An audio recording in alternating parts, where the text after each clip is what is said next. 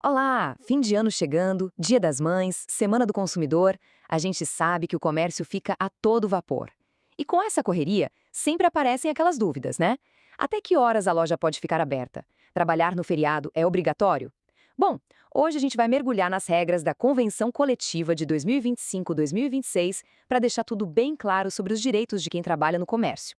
E vamos começar com a pergunta que todo mundo quer saber: o chefe pode obrigar um funcionário a trabalhar no feriado? A resposta para isso pode não ser tão óbvia quanto parece, e é por isso que conhecer as regras faz toda a diferença. Vamos descobrir isso agora? Para a gente não se perder, nosso roteiro vai ser bem simples. Primeiro, vamos falar da tal da autorização que toda empresa precisa ter. Depois, a gente olha o calendário, com as datas e os horários permitidos. Em seguida, os dias em que o trabalho é simplesmente proibido. E, por fim, o que acontece se nada disso for cumprido. As multas e, claro, os direitos do trabalhador. Ok, vamos lá, pelo comecinho de tudo. Antes de qualquer loja pensar em abrir no feriado ou estender o horário, existe um passo fundamental, uma barreira legal que não dá para pular. E esse passo se chama certificado de autorização. Pensa nele como uma licença oficial. Sem esse documento em mãos, qualquer trabalho em feriado ou com horário estendido é considerado ilegal. Simples assim. É a primeira grande proteção para o trabalhador.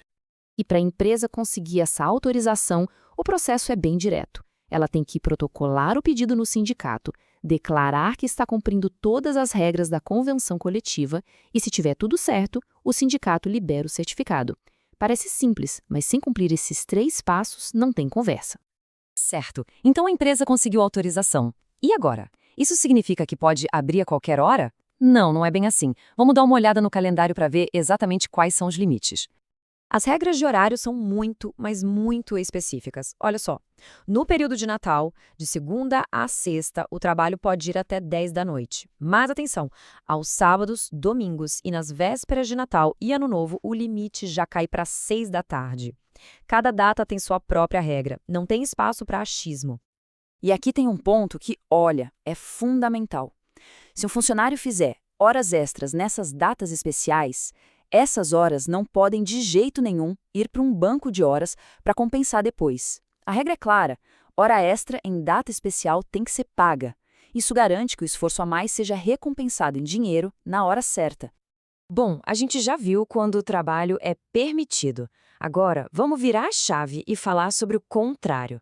Os dias em que a regra geral é que ninguém deveria estar trabalhando no comércio. A convenção coletiva é taxativa. Para o comércio em geral, existem 3 datas sagradas em que o trabalho é proibido: Natal, Ano Novo e Dia do Trabalhador. Nesses dias, a regra é clara: portas fechadas. Mas, como em toda a regra, existe uma grande exceção. E aqui que a história se divide. Enquanto uma loja de departamento precisa fechar, os supermercados podem abrir. Mas calma, não é de qualquer jeito. O trabalho só é permitido sob condições muito rigorosas e, o mais importante de tudo, apenas se o funcionário concordar em trabalhar. E que condições são essas, hein?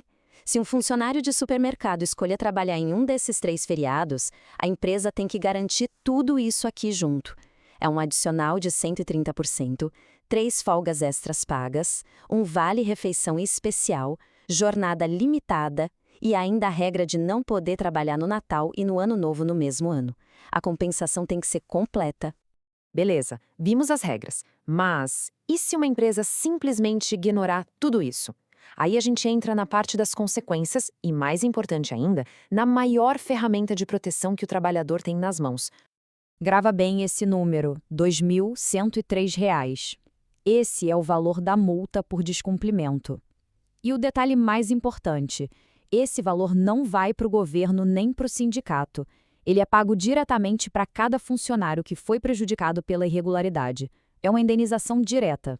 E quando essa multa rola? Basicamente em 2 situações bem claras. Primeiro, se uma loja do comércio geral resolver abrir em um daqueles 3 feriados proibidos. E segundo, se qualquer empresa operar um domingo, feriado ou data especial sem ter aquele certificado de autorização que a gente viu lá no começo. E agora a gente chega no ponto que talvez seja o mais poderoso de todos: o direito de recusa. A convenção coletiva deixa isso explícito, com todas as letras. A empresa está proibida de punir, ameaçar ou discriminar qualquer funcionário que simplesmente decida não trabalhar. Então, a mensagem final é essa. O trabalho nessas datas especiais é sempre opcional. A decisão, no fim do dia, é sempre do funcionário. Conhecer essa regra dá o poder da escolha, sem medo de sofrer qualquer tipo de retaliação. E para a gente terminar, fica essa reflexão. Com todo esse conhecimento, sabendo que existe um processo, que existem regras claras de pagamento e, acima de tudo, que existe o direito de escolha, como isso muda a forma de conversar e planejar as escalas de trabalho em feriados e datas especiais. Fica aí a questão.